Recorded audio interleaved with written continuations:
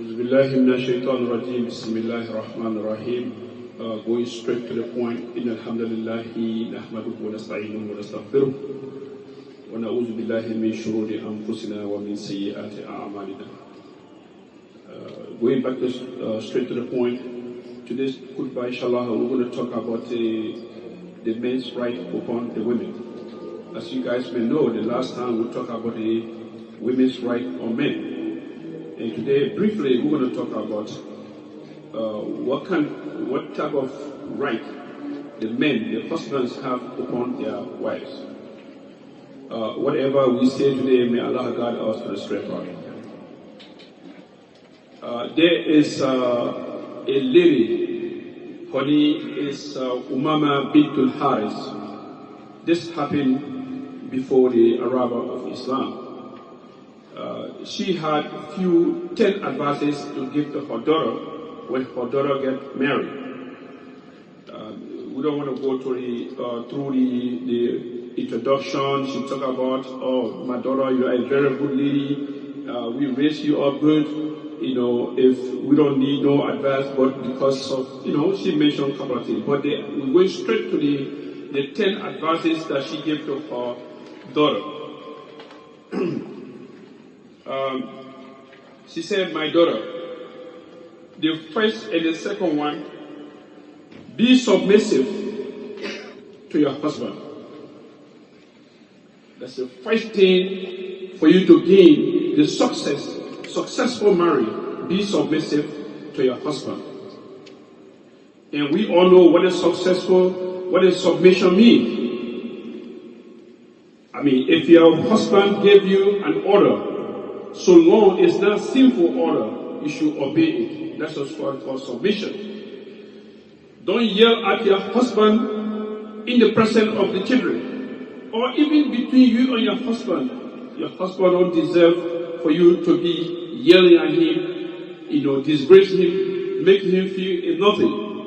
Oh, you move from there, man. Your friend there doing this for their wife. You are just here talking nonsense. Or you do just jealousy and so on and so forth. You guys know what I'm talking about. So the lady said, please, if you want to have a successful marriage, don't never you do that to your husband. That is the first and the second one.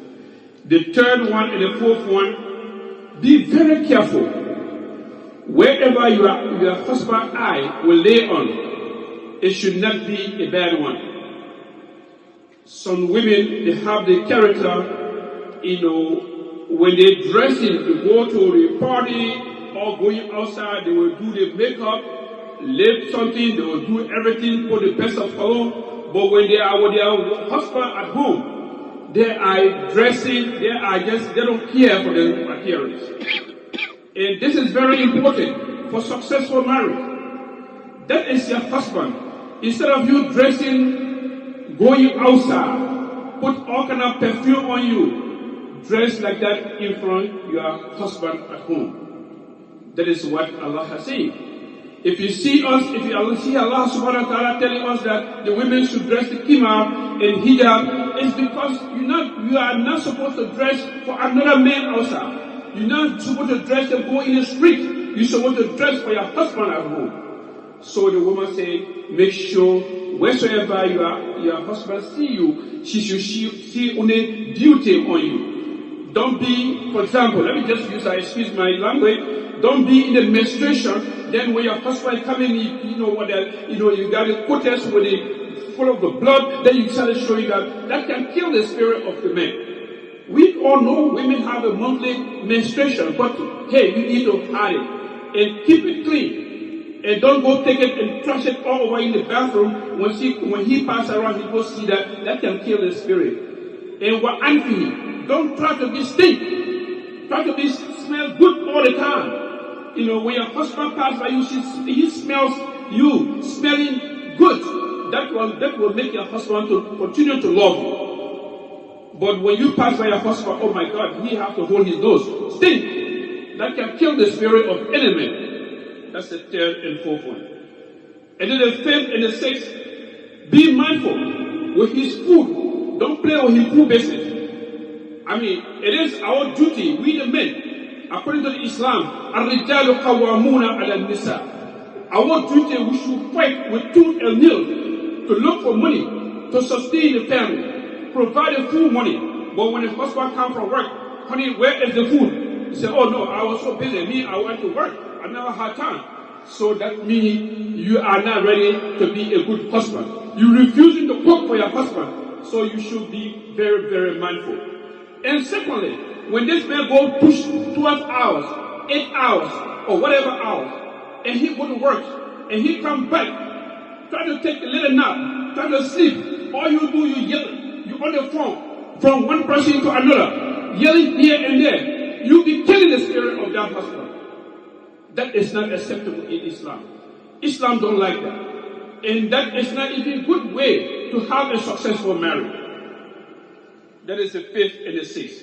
And the seventh and eighth, be moderate how to spend his money. The husband will give you money. Please take care of my money. All you do, you just lavish it. Whatever people are supposed to buy with $5, you go buy for $50, $20, whatever dollar. That is not acceptable in Islam. And his family, his children, prove they are, the children belong to both of you. But don't be harsh on the children in the presence of the husband. For God's sake, both of you join together, you produce these children. But all this husband see, all the time you just yelling at the children, shouting at them, beating them, doing all the things in front of the husband would never like that.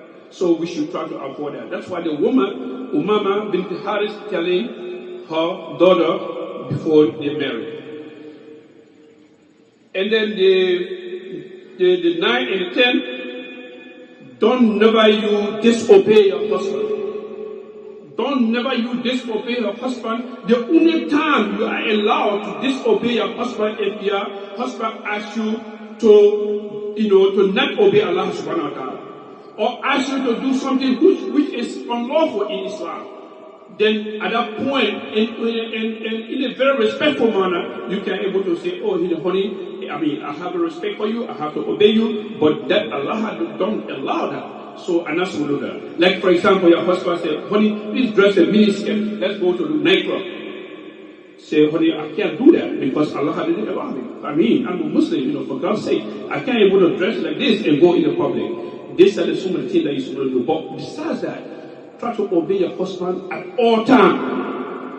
Unfortunately, we live in the modern world where people worry too much about their right more than their responsibility. This is from the men and from the women as well. Vice versa. Everybody wants their right. Oh, this is my right as a husband. Oh, this is my right as a woman. You can't do that to me. But they forget about their, responsibility. We're not supposed to do that. Having said that, I have come to the first break. بارك الله لي ولكم في القرآن الكريم وفي سنة نبيه المطهرة وجعلني وإياكم ممن يستمعون القول فيتبعون أحسنه. أقول ما سمعتم واستغفر الله لي ولكم ولسائر المسلمين والمسلمات من كل ذنب فاستغفروه إنه هو الغفور الرحيم.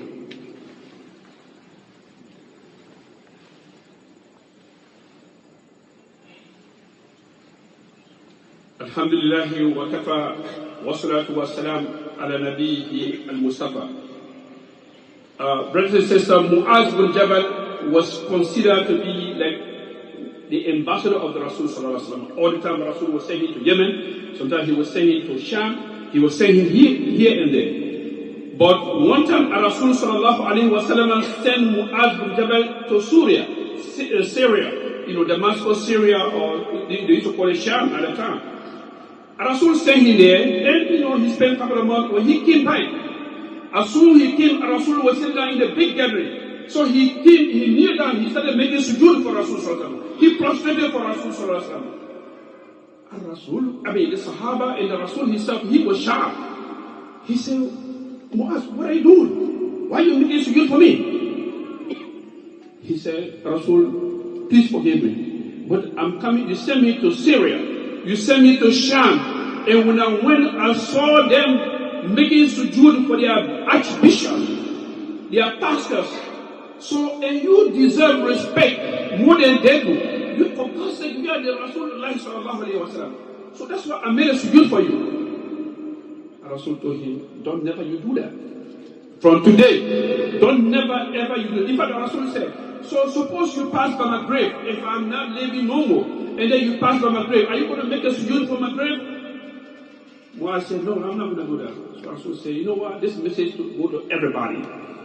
Never ever you prostrate for me again. I'm a human being. I'm just a messenger of Allah subhanahu wa ta'ala. But that is not the point we're trying to drive at. The point Rasul continued to say, لو كنت آمرا أحدا أن يسجد لأحد لأمرت المرأة أن تسجد لزوجها. Rasul said, if I'm going to order any human being to prostrate, to make some sujood for any other human being on the planet of this surface of this world, it will be, I will order the women to make the sujood for her husband. Meaning, there is nobody supposed to make sujood for anybody. But if I were going to do it, I was going to tell the women every blessing day when they bring you make the sujood for your husband. But I'm not going to do that because human being not supposed to make the sujood for another human being. I'm saying this to show the virtue, to respect, the veneration, the honor we're supposed to give our sisters, our mothers, supposed to give to their husband. If you see the Quran and Hadith, throughout the whole Quran, Allah said we should take care of the women. Even Rasul in Hajjat al-Wada, Rasul said we should take care of the women. But equally so, that doesn't mean you should abuse the situation, you should disrespect your husband. Any little thing you yell at him, threatening him that you're going to call the police on him, you're going to take him to child support, you're going to do this. This is not acceptable. Having said that, I have come to the conclusion of the khutbah today. We have a million things to say. We live in the, moderate country, and then there is so many things we need to talk about. We'll just stop right here because the time is not in our best interest.